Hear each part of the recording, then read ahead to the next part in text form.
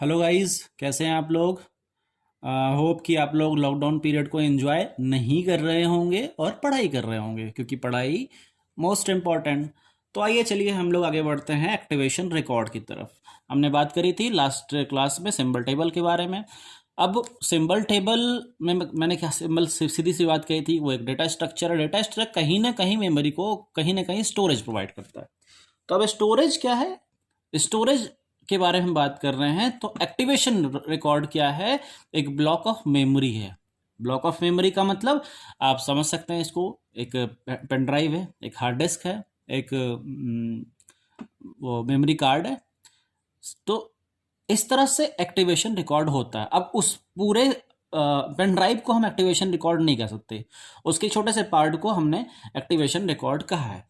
अब activation record में क्या क्या चीज़ें होती है वो यहाँ पर देखने की ज़रूरत है। तो हमने टेबल के थ्रू समझने की कोशिश करते हैं। तो उसमें टेम्पररीज या टेम्पररी वेरिएबल्स होते हैं, लोकल वेरिएबल्स होते हैं। अब टेम्पररी वेरिएबल, लोकल वेरिएबल का मतलब ये है कि जो आपने स्ट्रिंग को कंपाइल करने की कोशिश कर रहे हो, उसी स्ट्रिंग में जब 3 एड्रेस कोड जनरेट हुआ होगा तो वहां पर कुछ वेरिएबल्स क्रिएट हुए होंगे, जो इससे पहले हम लोग 3 एड्रेस कोड में पढ़ चुके हैं।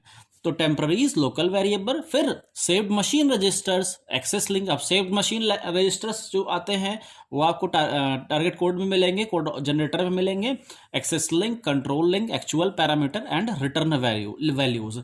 तो इस तरह से हमारा एक्टिवेशन रिकॉर्ड काम करता है। तो हम देख सकते हैं यहाँ, जैसे temporary variables are needed during the evolution of expression, such variable are stored in the temporary field of activation record.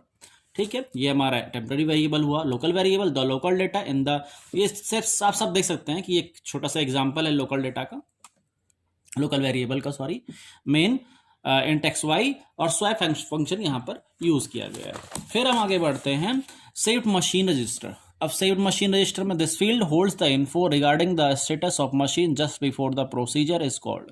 This field contains the machine register and program counter. फिर एक्सेस लिंक क्या है, this field is optional. मतलब optional का मतलब जरूरी नहीं है कि ये हो ही, ठीक है। एक्सेस लिंक हो भी सकता है और नहीं भी। It refers to the non local data in other activation record. This field is also called static link field. Control link is also called dynamic link. It point to the activation record of the calling procedure. अब भाई calling procedure तो होना ही है, call नहीं करेगा कोई statement, किसी loop, कोई लूप किसी स्टेटमेंट को या कोई लूप किसी लॉजिक को, तो प्रॉब्लम हो जाएगी, तो हमारा प्रोग्राम रन नहीं करेगा। इसलिए एक्टिवेशन रिकॉर्ड के लिए pointer to the activation record होना चाहिए एक कॉलिंग प्रोसीजर को कॉल करने के लिए। फिर हमारा एक्चुअल पैरामीटर है। एक्चुअल पैरामीटर आप देख सकते हो कि जो हमने स्वैप किसको करना है, ए बी को, स्वैप किसको करना है, इंट एक्स वाई को, ये हमारे एक्चुअल पैरामीटर्स हैं। अगर ये नहीं होंगे तो हमारा कुछ भी स्वैपिंग होगी नहीं, ठीक है। फिर रिटर्न वैल्यूज़ है। रिटर्न वैल्यूज़ किस लिए होती है आप जानते हैं, इसको बताने की मुझे कोई आवश्यकता नहीं है, ठीक है। एक छोटा सा यहाँ पर एग्जाम्पल भी बताया गया है। ये हमारा एक प्रोग्राम है फैक्टोरियल का, ठीक है। In the program of factorial, इसमें एक्टिवेशन रिकॉर्ड को बताना है, ठीक है।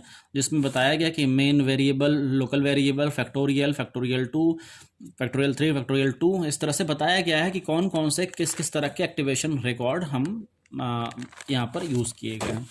ये यहाँ तक आपको दिखाई दे जाएगा कि उस हमारे फैक्टोरियल वाले प्रोग्राम को किस तरह से दिखाया गया था।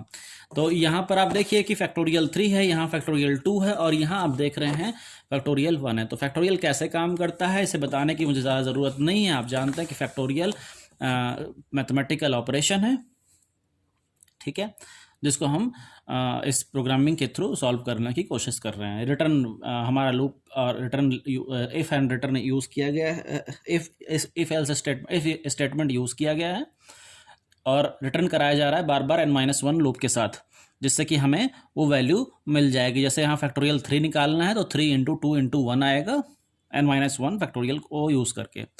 तो इस तरह से हमारा ये हमारा पार्ट कंप्लीट हुआ, एक्टिवेशन रिकॉर्ड।